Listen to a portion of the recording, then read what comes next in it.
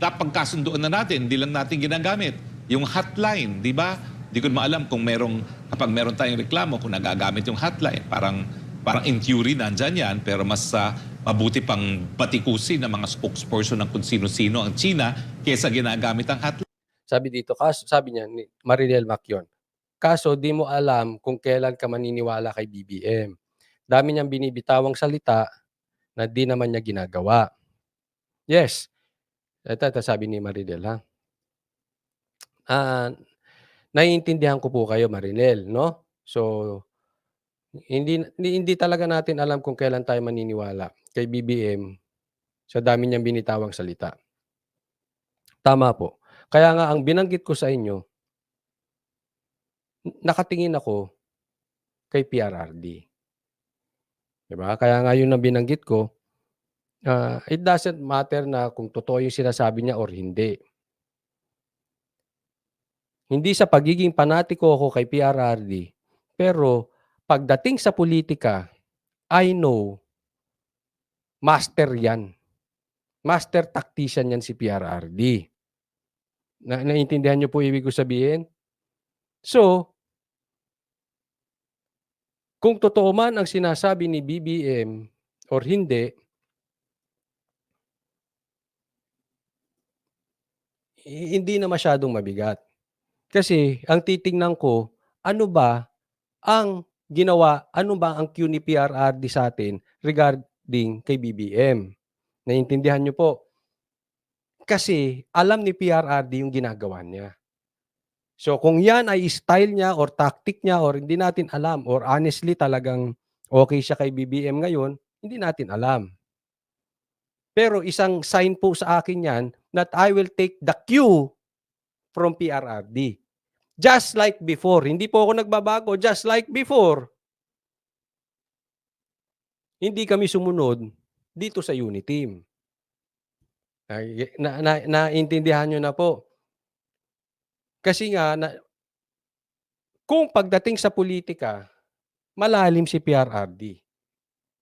So nakikita niya. It means, hindi siya stupid. Kung totoo man or hindi, yung sinasabi ni Marcos or hindi, pero si PRRD alam niyan. Alam niya yun. Kaya, kung totoo o hindi. Kaya nga, let's take the cue from PRRD. Yun po yung sinasabi ko. At the same time, yung sinabi niya ngayon, specific. Pwede nating singilin. Diba? Singilin natin. Kasi hindi naman ito yung pangakong generic, na parang babangon, magkaisa, hindi. Specific. Hindi dapat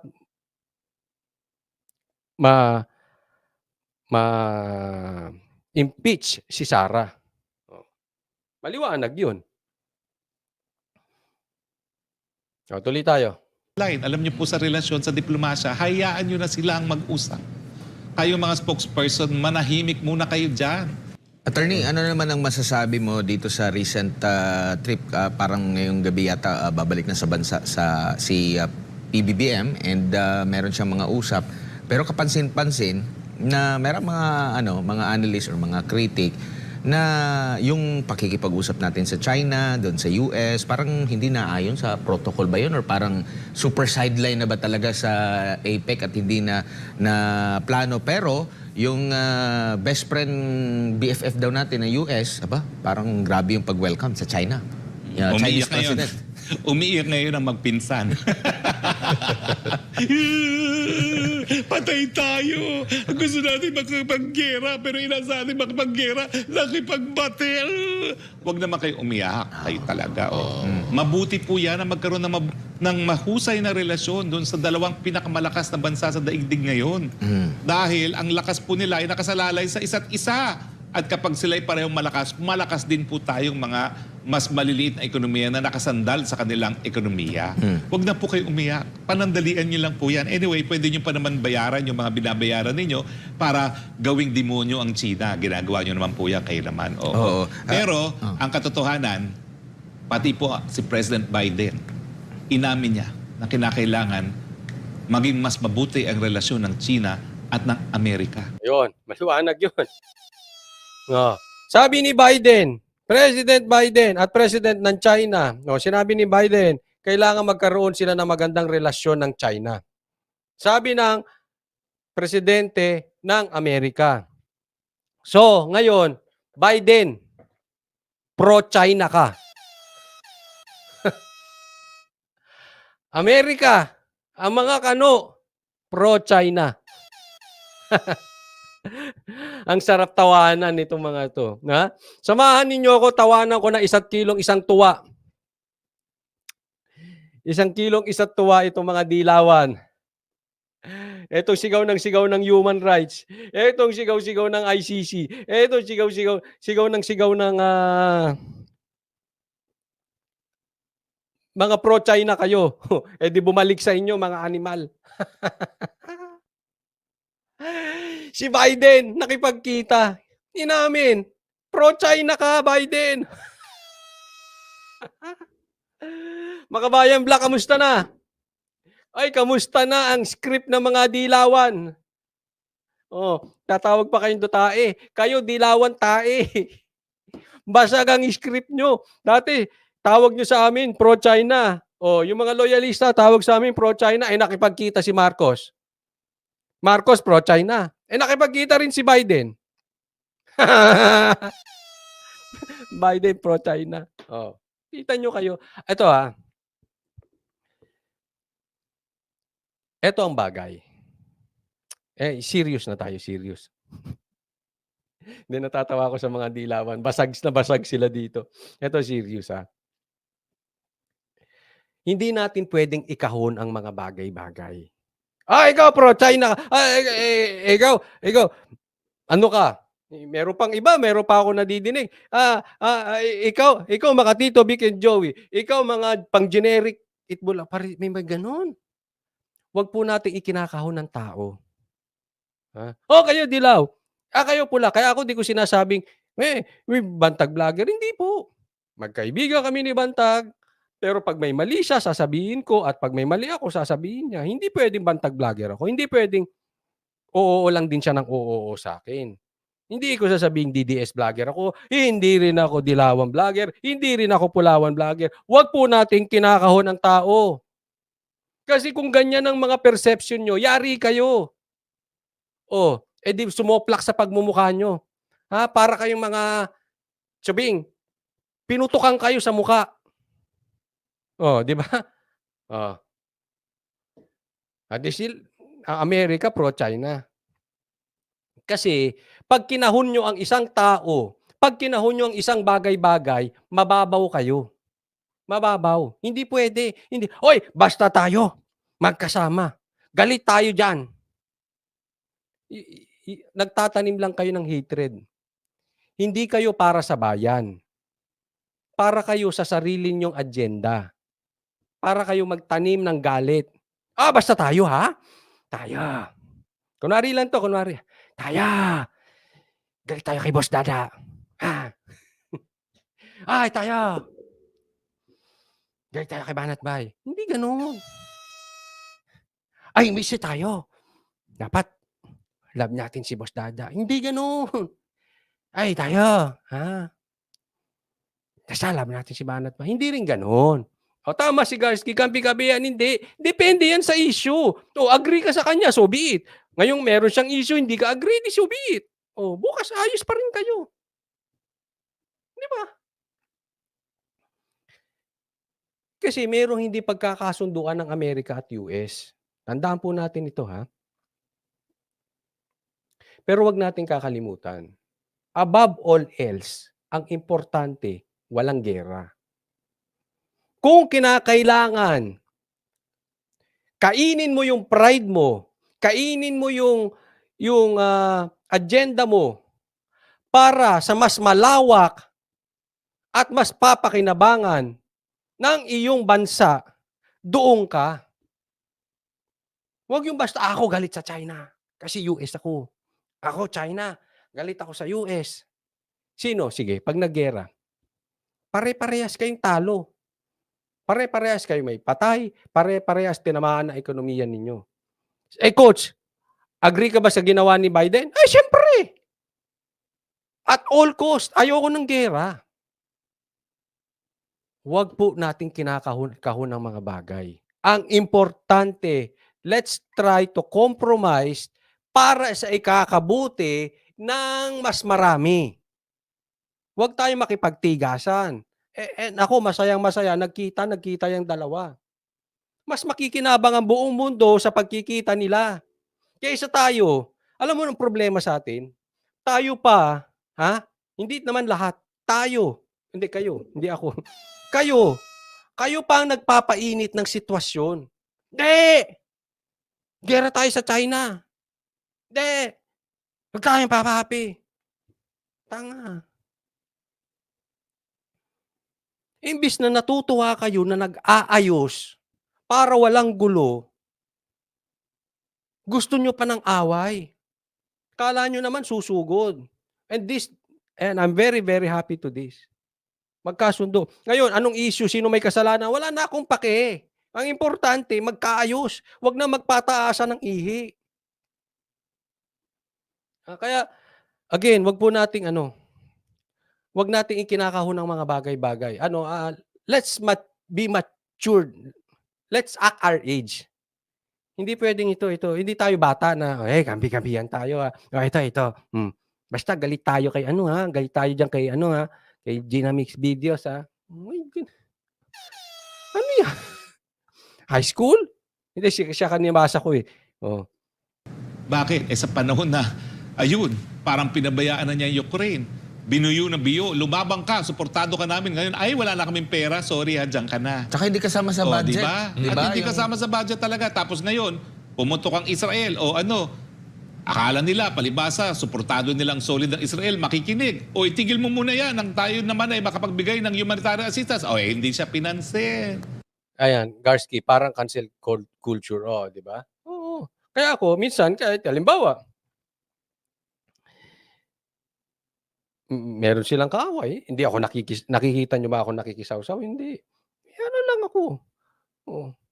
Steady lang. Huwag tayong tama, huwag ka-cancel culture tsaka yung kahon-kahon. Nawawala tuloy yung kumbaga moral ascendancy ng Amerika sa mga bansa sa daigdig. Kahapon lang, napanood ko sa Al Jazeera. Naku, panuorin niyo po yung Al Jazeera nang malaman niyo every minute ko nung mga krimen na ginagawa ng Israel na talagang tinatarget ang mga sibilyan. Ayun, nagsalita na yung foreign policy kumbaga parang foreign minister ng European Union na talagang nananawagan na sila na dapat magkaroon na ng ceasefire at itigil na itong pag-atake sa mga sibilyan na sinang-ayun na naman ng foreign minister ng Qatar. Importante po yan dahil yung Qatar ang namamagitan para nga mapalaya yung mga hostages na hawak ng Hamas. At ngayon ang pinag-uusapan nila hindi po pwedeng manatili sa Israel ang Israel sa ko kasi susutabi. Bongbong, kahit anong himok ninyo na away ng China, gusto niyang mas mapabuti ang relasyon ng Pilipinas at ang China dahilan na parang naman tayong naging kawawa doon. Napansin niyo? Ilang beses natin tinangka na kausapin si Xi, nagtagumpay tayo sa pangalawa, pero parang sa corridor lang sila nagkita. Ano ba yan? Alam ko, busy naman ang mga schedule dyan at Well, anyway, kung ano man kayo, sabihin nyo pro-China, basta ako, ayoko ng gera at maganda itong nagkikita. Ingat-ingat lang po tayo kasi balikan natin yung kasi napakainit po ngayon. Let's admit this. Napakainit po ngayon ni Sara. Okay? Sobrang init na ngayon ni Sara na months before, sinabi ko, markahan nyo po yung mga vloggers. Kasi maraming lilipat. Kasi alam mo yung mga yan, kung asa ng views, doon ang lipat. So, markahan nyo yung mga yan. Tingnan ninyo. Bakit lumilipat ngayon kay Sara?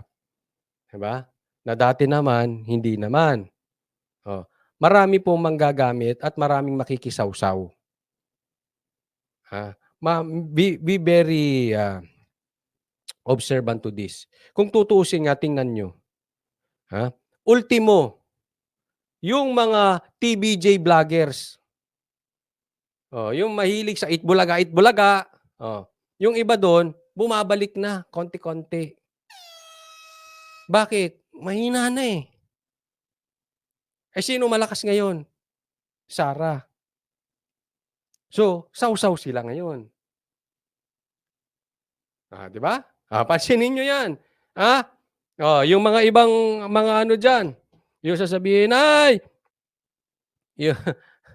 yung, MJ Evangelista, yung generic Itbulaga, tapos yung legit Itbulaga, yung ganyan-ganyan sila, ang dami nila di-discuss. So ngayon, Sara na rin. Sara na rin, babalik. Diba? So mag-iingat tayo.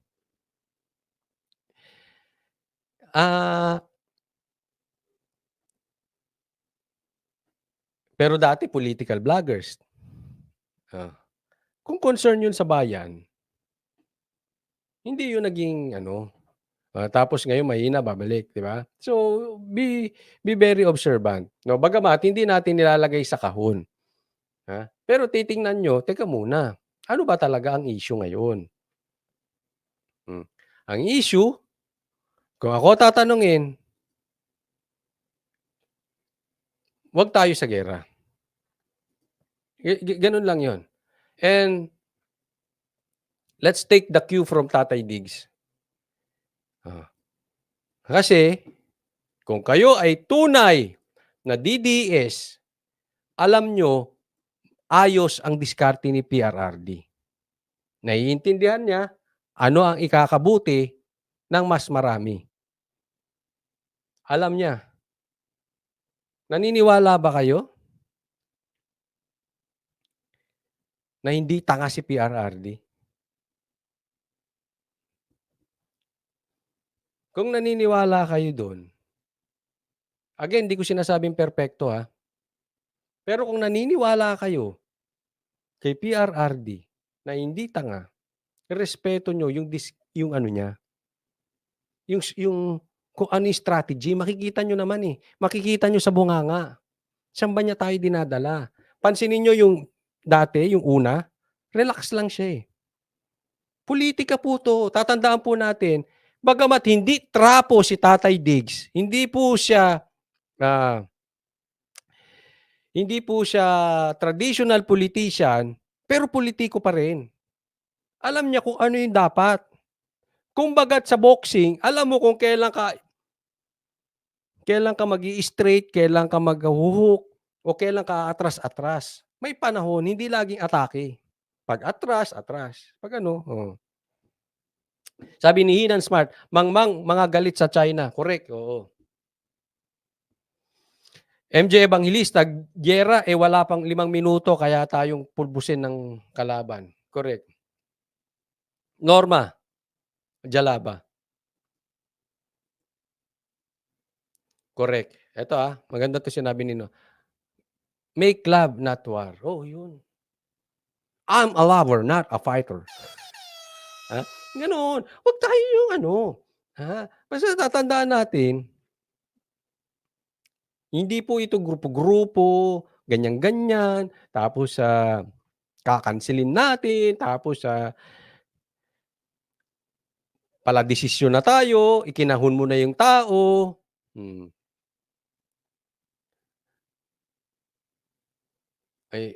Di nagulat tayo ngayon sa nangyari ng development. Sino makakaalam na ngayon na nag-uusap ng China at Amerika? Paano, Coach Soli, kung plastikan? Well, ganyan ang mga bagay. Lahat po ng mga bagay may plastikan. Pero, kung magdudulot ng maganda yung kanilang plastikan, walang problema doon. Kung magplastikan sila, so be it. Basta walang gera, di tapos ang usapan. Hindi ko naman kailangan magbahalan sila Di ba? Sino mag-aakala? Magsasalita si Marcos kay Sara na hindi siya pwede ma-impeach. Sabi ni MJ, cancel China. Lahat ng gamit natin gawang China. Excuse me, MJ. Ang mga gamit ko galing Europe. UK. Hindi. Correct. Karamihan ng gamit natin China, pero hindi ko naman sinasabi mag-aali tayo sa kano at kampihan ng China. Hindi rin gano'n. Ayoko nga ng China dito, sa Pilipinas, eh. Ang ibig ko lang sabihin, wag na nating sindihan yung apoy para magkaroon ng giyera. Lagi tayo do'n sa paayos. Dapat inaayos natin yung mga bagay. Kung nagpaplastikan man, kahit mga politiko ganyan, 'pag nakikita niyo na nag-aayos yung mga politiko, kung nagpaplastikan man sila, so be it. Halimbawa sa inyo, Imee Marcos. Alam ko naniniwala kayong nangpa-plastic si Imee. Ako sa tingin ko nangpa-plastic lang din. Pero para sa akin, okey yung ginagawa ni Imee. At least pinagtatanggol niya sa PRRD. Paano kung plastic? Plastic siya, bahala siya. Basta ako sasabihin ko sa inyo, tapos 'wag iboto si Imee Marcos. Hindi ibig sabihin kinakampihan ko siya. Pero kung yung kaplastikan niya magkakaayos sila, mailalaglag niya yung dapat ilaglag. Natulungan niya si Sara, natulungan niya si PRRD. Kahit pa plastic. But be careful, 'wag niyo iboto. Yan ang sinasabi ko, ha. Hindi ko sinasabing iboto niyo, ha. Hindi ko po sasabihin iboto niyo si Imee. Period. Ang sinasabi ko lang, okey. Gano'n, kung nag-uusap na yung mga pulitiko at napapaayos naman, kung plastic sila, bahala na. Okey lang 'yun, basta yung gusto nating resulta nangyayari. 'Yun lang 'yun. Sige tanungin ko kayo, sa 10 pulitiko ilan ba diyan ang hindi plastic? Ah, real talk lang po. Karamihan naman diyan plastic, eh. Di ba? Iilan lang po ang hindi plastic diyan. Iilan lang po ang PRRD na hindi naglalagay ng muka sa tarpaulin. Oh, oh. Ibig sabihin ba nun, coach, iboboto? Hindi rin. Wag din kayo tanga. Ibig ko lang sabihin, 'pag maganda ginawa, purihin. But no, never, ever, don't vote for Imee. Diretso ko kayo, at least nagkakaintindihan tayo. Kung nakakatulong. Kung siya makapagbigay ng magandang resulta sa Pinas, di so be it. Pakinabang tayo. Sabi ni MJ, nature na ng mga politiko maging plastic. Oo nga, real talk. Wag na rin po tayong naive, ha? Yung, hindi ko, Choli. Yan sinasabi niya yan, plastic yan. Hindi po, wag gano'n. Kasi, diretsuhin ko kayo at alam kong alam nyo na bago po sabihin sa inyo. Wag po kayong maligaw. Karamihan diyan plastic. Di ba? Asa pa kayo na hindi plastic. Ulitin ko, ang importante yung ka-plastic ang binanggit nila, i-deliver nila. Kung hindi man yun galing, meron man silang personal agenda, bahala sila. Sinabi, ayaw ko ng giyera, hindi tayo makipaggiyera, hindi plastic. Basta walang giyera. Hayaan mo na magplastikan yang mga yan.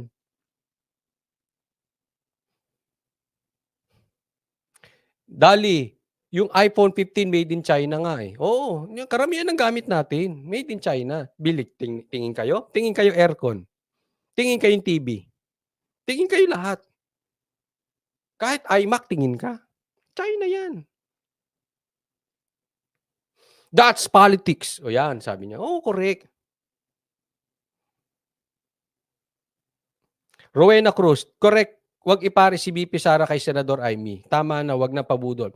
Oo nga, totoo yan. Wag na pabudol. Pero at the end, sinabi niya, peace not war. Ayos din ako dyan. Okay, kung nakikipagbati si Imee, kahit plastic, sige. Baka i-quote nyo ako, chap-chapin nyo yung sinabi ko, ha? Maliwanag yan. Don't vote for her. Di ba? Ako naman ganyan lang, eh. Halimbawa, ito si MJ Evangelista. May sinasabi siyang tama, 'di sasabihin ko tama. Oh. Eh, 'pag may sinabi siyang mali, sasabihin ko mali. Eh, ibig sabihin ba kaaway ko si MJ? Hindi rin. Hindi gano'n, hindi gano'n. 'Wag nating ikakahon. Norma, most of the politicians are liar. That's the way it is. Kaya, kung hindi ba plastic ang mga politician natin, dito ba tayo sa the fact na ganito kalagayan ng bansang Pilipinas, we have a problem. MJ, best tandem, Sarago. Ay, totoo. Yaan ang ultimate dream ng DDS. Remember this, ha? Remember this. Kaya nga sinasabi ko sa inyo, hindi po kami, hindi kami kakampi sa pula, hindi kami kakampi sa dilaw. Ito po ang tiningnan namin. Sara, go. Kaming banateros. From the start, Sara, go. Kaya lang, umurong si Sara eh. At nag-vice president. Alam nyo naman siguro. Hindi kami umagri. Ayaw namin. Ayaw namin. Ayaw namin nung katandem. Ayaw. Kaya hindi po kami hindi po kami nagpauto. Kanino namin kinuha ang Q? PRRD. Kaya nga sinasabi ko sa inyo, let's take the Q kung PRRD. When to attack and when to lie low. Eh pag sinabi niya, Coach, eto sinabi ni PRRD, ibang sinabi ni Sara. Ano ba ginawa namin? Di ba kay BP, kay ano kami sumunod? Kay PRRD. Hindi namin sinunod si Sara. Hindi, kaya ganun yun.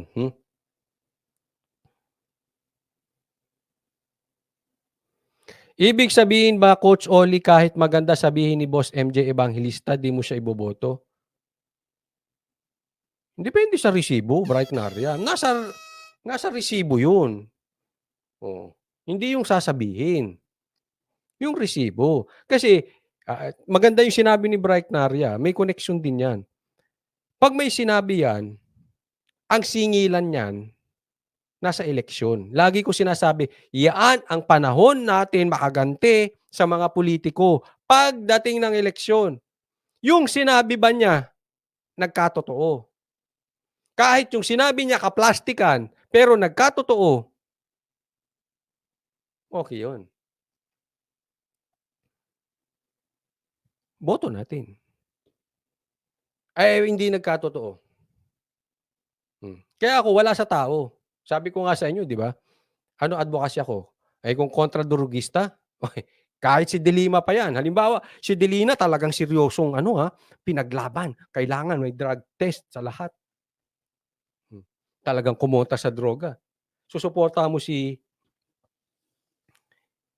Delima? Example lang. Yes, bakit hindi? Hindi ako dilawan. Pero pumasok siya sa advocacy ako, bakit hindi? Which I think it's impossible. Kaya lang, hindi pa rin sa tao. You deliver what the people needs. Ayos tayo. Dapat doon.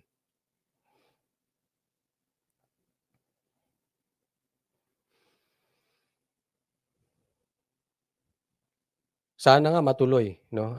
We will see. Malalaman naman natin ang Q kay PRRD. Palagay ko naman nadala na si I don't think matutuloy ang Sara Amy. I don't think so. Nadala na rin siguro to si Sara. Sabi ni Felipe Dumabak, politics, pera-pera lang yan. Pwedeng tama ka, pwedeng tamang-tama. At then again, balik tayo dun sa ko. Kung pera-pera sila, talagang ayaw man natin, wala na tayong magagawa. Ang importante, matuto tayo. Kung sino yung mga wag na natin iboto ulit. Anong problema sa Pilipino, binoboto ulit eh.